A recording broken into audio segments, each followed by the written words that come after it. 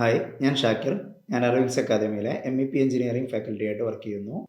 MEP എന്ന മൂന്നക്ഷരങ്ങൾ നമ്മൾ ഉദ്ദേശിക്കുന്നത് ഒരു ബിൽഡിങ്ങിനകത്ത് വരുന്ന സ്ട്രക്ചറൽ ആർക്കിടെക്ചറൽ വർക്ക് കഴിഞ്ഞിട്ട് ബാക്കി അതിനകത്ത് വരുന്ന എല്ലാ സർവീസസും ഇൻക്ലൂഡ് ചെയ്തിട്ടുള്ള ഒരു ഫെസിലിറ്റീസിനെയാണ് MEP ഫെസിലിറ്റീസും പറയുന്നത്. അതിനകത്ത് നമുക്ക് HVAC, electrical, plumbing, fire fighting ഇങ്ങനെ 4 ടോപ്പിക്സ് ആയിട്ടാണ് നമുക്ക് ഡിസൈനിങ് വരുന്നത്. നമുക്കറിയാം, ഒരു 10-30 വർഷം മുമ്പ് വരെ നമ്മുടെ പൂർവികർ താമസിച്ചിരുന്ന വീടുകൾ, അതിനകത്ത് അവർ വെളിച്ചത്തിന് വേണ്ടിയിട്ട് വിളക്കുകൾ അതുപോലെ മെഴുകുതിരികളൊക്കെ ആയിരുന്നു യൂസ് ചെയ്തിരുന്നത്.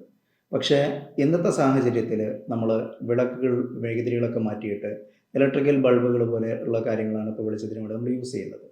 അതുപോലെ തന്നെ അന്നവർ വെള്ളം കളക്ട് ചെയ്തുകൊണ്ടിരുന്നത് എവിടെയാണോ കിണറുകൾ അല്ലെങ്കിൽ നീരുറവുകൾ എവിടെയൊക്കെയാണോ ഉള്ളത് അവിടെ പോയിട്ട് വെള്ളം കളക്ട് ചെയ്ത് കൊണ്ടുവരികയും ചെയ്തിരുന്നത്.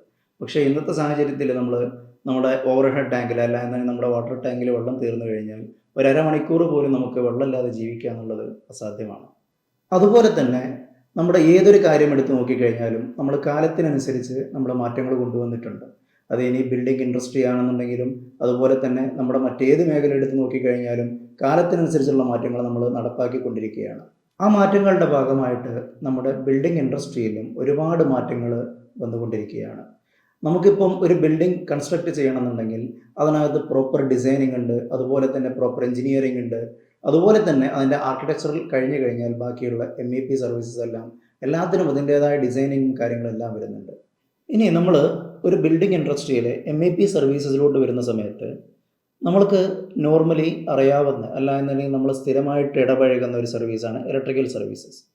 നമ്മുടെ ബിൽഡിങ്ങിനകത്ത് ഇലക്ട്രിക്കലിൽ മെയിനായിട്ട് വരുന്നൊരു കാര്യം നമ്മുടെ ബൾബുകൾ എന്നുണ്ടെങ്കിൽ നമ്മുടെ ലൈറ്റ് സോഴ്സുകളാണ്. നമ്മൾ 1879 Thomas Alva Edison carbon filament lamp കണ്ടുപിടിച്ചത് മുതലാണ് ഈ തരത്തിലൊരു വിപ്ലവത്തിന് തുടക്കമിട്ടത്. അതിനുശേഷം നിരവധിയായിട്ടുള്ള പരിണാമങ്ങളുടെ ഫലമായിട്ട്, ഒരുപാട് പരീക്ഷണ നിരീക്ഷണങ്ങളുടെ ഫലമായിട്ട് നമ്മൾ ഇന്ന് കാണുന്ന LED ലൈറ്റ് വരെ എത്തി നിൽക്കുകയാണ് നമ്മുടെ ലൈറ്റ് സോഴ്സ് എന്നുള്ളത്.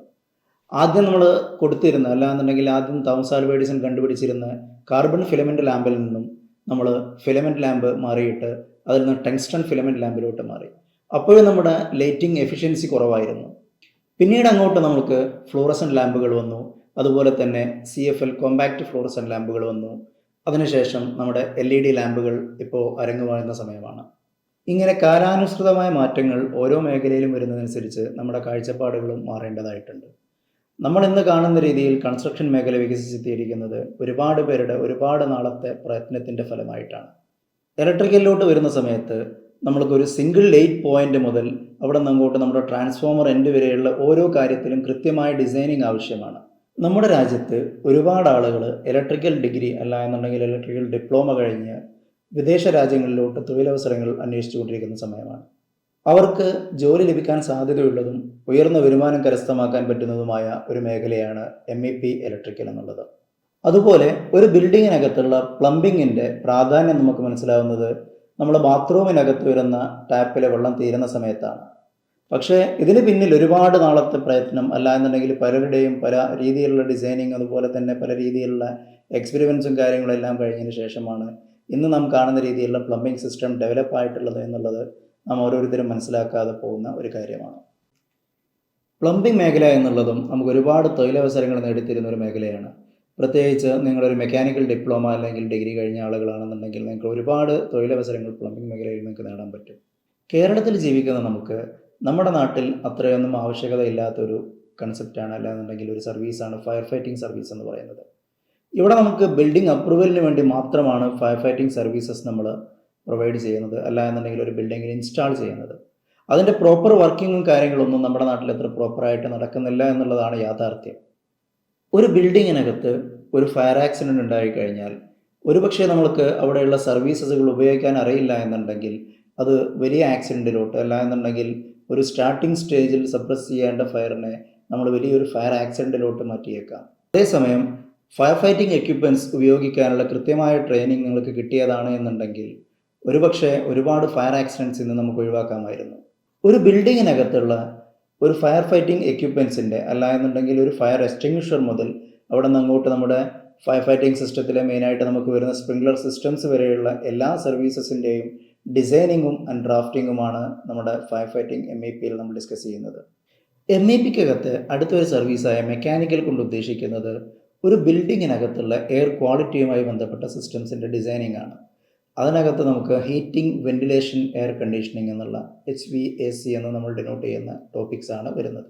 നമ്മുടെ കേരളത്തിലെ കാലാവസ്ഥക്കനുസരിച്ച് നമുക്ക് അത്ര ഇമ്പോർട്ടൻസ് കൊടുക്കാത്തൊരു മേഖലയാണ് എയർ കണ്ടീഷനിങ് എന്നുള്ളത്. നമ്മൾക്ക് വലിയ വലിയ മാളുകളിൽ അല്ലാന്നുണ്ടെങ്കിൽ സൂപ്പർ മാർക്കറ്റുകളിലൊക്കെ മാത്രമാണ് ഇന്നും സെൻട്രലൈസ്ഡ് എയർ കണ്ടീഷനിങ് സിസ്റ്റംസ് നമുക്ക് നിലവിലുള്ളത്. വെന്റിലേഷൻ്റെ കേസ് എടുക്കുന്ന സമയത്ത് നമുക്ക് 3 ടൈപ്പ് വെന്റിലേഷൻസ് ആണ് നമുക്ക് വരുന്നത്: kitchen, car parking, toilet. Ventilation എന്നുകൊണ്ട് നമ്മൾ ഉദ്ദേശിക്കുന്നത് ഒരു ബിൽഡിങ്ങിനകത്തുള്ള ഫോൾസ് എയർ അല്ല എന്നുണ്ടെങ്കിൽ അവിടെ നിന്നുള്ള ബാഡ് എയർ നമ്മൾ റിമൂവ് ചെയ്തിട്ട് പകരം അങ്ങോട്ടേക്ക് ഫ്രഷ് എയർ സപ്ലൈ ചെയ്യുക എന്നുള്ളതാണ്. അപ്പോൾ നമുക്ക് 3 ടൈപ്പ് വെന്റിലേഷൻസ് ആണ് വരുന്നതെന്ന് പറഞ്ഞു. കിച്ചൺ ആകുന്ന കേസിൽ നമുക്ക് കിച്ചൺ വെന്റിലേഷനിൽ നമുക്ക് വരുന്നത് അവിടെയുള്ള ഗ്രീൻസ് പാർട്ടിക്കിൾസ് അതുപോലെ തന്നെ സ്മോക്ക് പാർട്ടിക്കിൾസ് ഒക്കെയാണ് നമുക്ക് എക്സോസ്റ്റ് ആയിട്ട് വരുന്നത്. പകരം അങ്ങോട്ടേക്ക് നമ്മൾ ഫ്രഷ് എയർ ആഡ് ചെയ്ത് കൊടുക്കുന്നു. അതുപോലെ ടോയ്ലറ്റിൻ്റെ കേസാണെന്നുണ്ടെങ്കിൽ അവിടെ നമുക്ക് ഫാൾസ് സ്മെല്ലാണ്, നമുക്ക് ബാഡ് സ്മെല്ലാണ് നമുക്ക് ഔട്ട് സൈഡ് അല്ലെങ്കിൽ എക്സോസ്റ്റ് എയർ ആയിട്ട് വരുന്നത്. പകരം അങ്ങോട്ടേക്ക് നമ്മൾ ഫ്രഷ് എയർ ആഡ് ചെയ്ത് കൊടുക്കുകയും ചെയ്യുന്നുണ്ട്. അതുപോലെ കാർ പാർക്കിംഗ് വെന്റിലേഷനിലോട്ട് വരുന്ന സമയത്ത് നമ്മുടെ വെഹിക്കിൾസ് നിന്നുള്ള എമിഷൻസ് അല്ല എന്നുണ്ടെങ്കിൽ കാർബൺ മോണോക്സൈഡ് പോലുള്ള ടോക്സിക് ഗ്യാസസ് ആണ് അവിടെ നമുക്ക് ബാഡ് എയർ അല്ല എന്നുണ്ടെങ്കിൽ എക്സോസ്റ്റ് എയർ ആയിട്ട് വരുന്നത്. അതിനെ റിമൂവ് ചെയ്തിട്ട് പകരം ഫ്രഷ് എയർ ആഡ് ചെയ്ത് കൊടുക്കുന്നതാണ് കാർ പാർക്കിംഗ് വെന്റിലേഷൻ സിസ്റ്റംസ് എന്ന് പറയുന്നത്. സെൻട്രലൈസ്ഡ് എയർ കണ്ടീഷനിങ്ങിലോട്ട് നമ്മൾ വരുന്ന സമയത്ത് നമ്മുടെ നാടുകളിൽ നമ്മൾ സ്ഥിരമായിട്ട് കാണുന്നൊരു സിസ്റ്റമാണ്, നമ്മളൊരു പള്ളിയാണെന്നുണ്ടെങ്കിൽ അല്ലാന്നുണ്ടെങ്കിൽ കോൺഫറൻസ് ഹാളാണെന്നുണ്ടെങ്കിൽ അവിടെയൊക്കെ നമുക്ക് ആ ഒരു ബിൽഡിങ്ങിൻ്റെ സൈസ് നോക്കാതെ നമ്മൾ ഒരുപാട് സ്പ്ലിറ്റ് ACs നമ്മളവിടെ പ്രൊവൈഡ് ചെയ്യാറുണ്ട്. ചിലപ്പോൾ നമ്മുടെ ഒരു വലിയൊരു ഹാളായിരിക്കാം, അവിടെ നമുക്കൊരു 10-15 സ്പ്ലിറ്റ് ACs നമുക്ക് സൈഡിൽ കാണാൻ പറ്റും. എന്നാൽ അതുപോലുള്ള ഏരിയാസിൽ നമുക്ക് പ്രോപ്പറായിട്ടുള്ള എയർ ഡിസ്ട്രിബ്യൂഷൻ കിട്ടാനായിട്ട് നമുക്ക് സെൻട്രലൈസ്ഡ് എയർ കണ്ടീഷനിങ് സിസ്റ്റംസ് നമുക്ക് ഒന്നുകൂടി ബെറ്റർ ആയിട്ട് അവിടെ യൂസ് ചെയ്യാൻ പറ്റും. നമ്മുടെ ബിൽഡിംഗ് കപ്പാസിറ്റി അനുസരിച്ച് നമുക്ക് ഡിഫറെൻറ്റ് ടൈപ്പ് HVAC മെഷീൻസ് നമുക്ക് ഇന്ന് മാർക്കറ്റിൽ ലഭ്യമാണ്.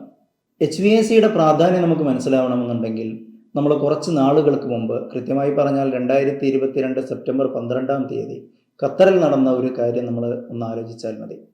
അവിടെ നമ്മൾ പത്രമാധ്യമങ്ങളിലൂടെ കണ്ടതാണ്. മിൻസ എന്ന് പറയുന്ന കോട്ടയത്തിലെ ഒരു കൊച്ചുകുട്ടി അവിടെ ബസ്സിനകത്ത് ഇറങ്ങാൻ വിട്ടുപോയതിൻ്റെ പേരിൽ തിരിച്ചു വരുന്ന സമയത്ത് ചൂട് കാരണം മരിച്ചതായിട്ടാണ് കാണപ്പെട്ടത്. നിങ്ങളൊരു മെക്കാനിക്കൽ ഡിഗ്രി അല്ല എന്നുണ്ടെങ്കിൽ ഡിപ്ലോമ കഴിഞ്ഞ ഒരാളാണെന്നുണ്ടെങ്കിൽ നിങ്ങൾക്ക് ഉയർന്ന ജോലി സാധ്യത ഉറപ്പാക്കാൻ പറ്റുന്നതും ഉയർന്ന വരുമാനം കരസ്ഥമാക്കാൻ പറ്റുന്നതുമായ ഒരു മേഖലയാണ് HVAC എന്നുള്ളത്. ഈ വരുന്ന 6 മാസം ഡിപ്ലോമ കോഴ്സിൽ നിങ്ങൾക്ക് 3 മാസത്തേക്ക് നിങ്ങളുടെ ക്ലാസ്സുകൾ മാത്രമായിരിക്കും.